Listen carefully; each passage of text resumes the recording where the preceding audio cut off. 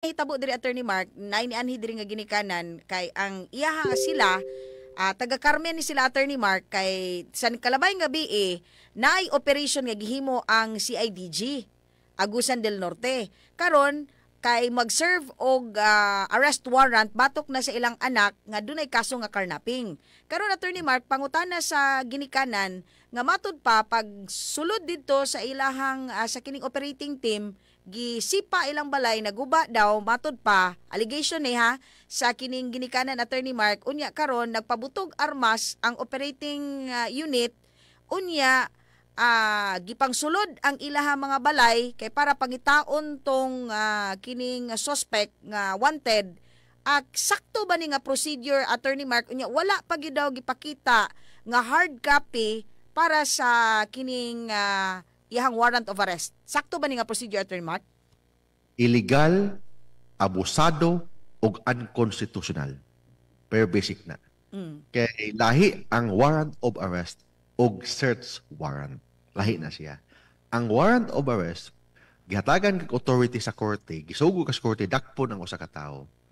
Pero di but pasabot na imo nang patamas-tamason ang iyang right to privacy. Dili pwede na ang mga bata o kaning gitawag na ang imong anak, example, imong anak di pwede na sudlon mo sung panisipaon pa ang inyong balay, di na pwede. Kung di head human kumusukol, diha pa ka musud. Kung naamoy probable cause na ang katong dakpon nas balay. Pero inyo lang una-huna na nas balay, more pa katong gibuhat ni General Torres sa KOGC. Napaka-illegal to, napaka-abusado to nang gibuhat sa KOGC. Kaya wa mas search warrant, pero inang gibuhat nagmina dito simbahan. Ikot-kot ang simbahan. So same ni gihapon, illegal to, sayop to gipangbuhat. So kani magong mga CIDG sa Butuan, ilang gituhuan, ilang gisunod ang ilang idol na si Torre, kay mo man ilang boss karon sa CIDG, but illegal, unconstitutional, dako kayong pag-abuso ang ilang ibuhat. Na-latest na decision ang Supreme Court, i-explain sa Supreme Court, unsay extend aning gitawag na search warrant and of course warrant of arrest. Kani magong warrant of arrest di dapat gamito ni in basihan to search a house that is illegal and unconstitutional. Kung tanaw nila na gusto nila i-search ang balay atong tawhana sa Carmen, dapat CIDG mo kuha sa og search warrant. Search warrant para at least musulod sa balay. Of course, na search warrant kunay mga illegal na mga properties na pwedeng kuwaon.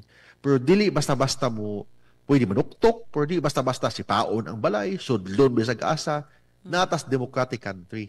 We should follow the rule of law. We should follow the principle na kaning gitawag the right sa atong isig ka tawo o tanan tawo sa Pilipinas na right against unreasonable searches and seizure except if there is a search warrant or issued by a competent court.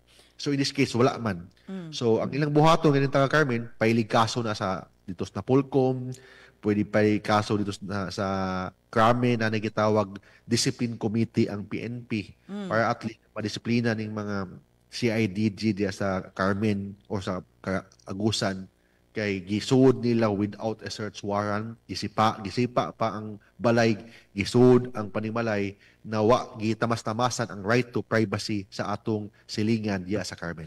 Unya wala pagyud ni nagpaila Attorney Mark buto nga naglibog sila kay armado daw nga nisulod sa ilaha wa nagpaila wala nag-uniform mo to nga nasubay kay nagpatabang man lagi diri Attorney Mark gani nadala pa namo to sa emergency sa hospital ang katong mama kay giatake diri sa high blood sa sulod sa istasyon. Of course kisa may di-atake na masulog ang balay na dalang armas.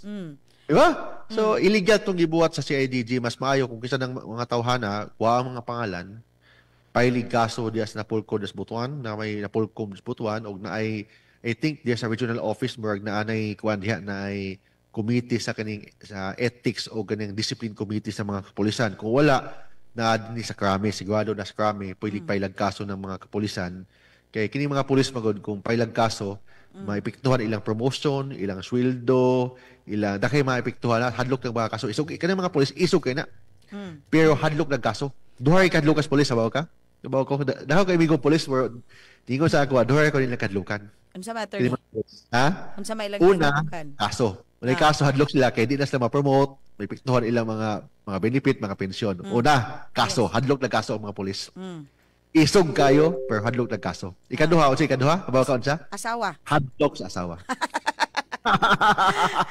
Kining sa Regional Internal Affairs Service Attorney no, Rias. Dia mo pa kaso, paili kaso na. Pwede. Abusado, wa sa saktong balaod o ganang ilang gibuhat mo kanang di na basin posible na uban mga kapulisan ilang yung sundo na.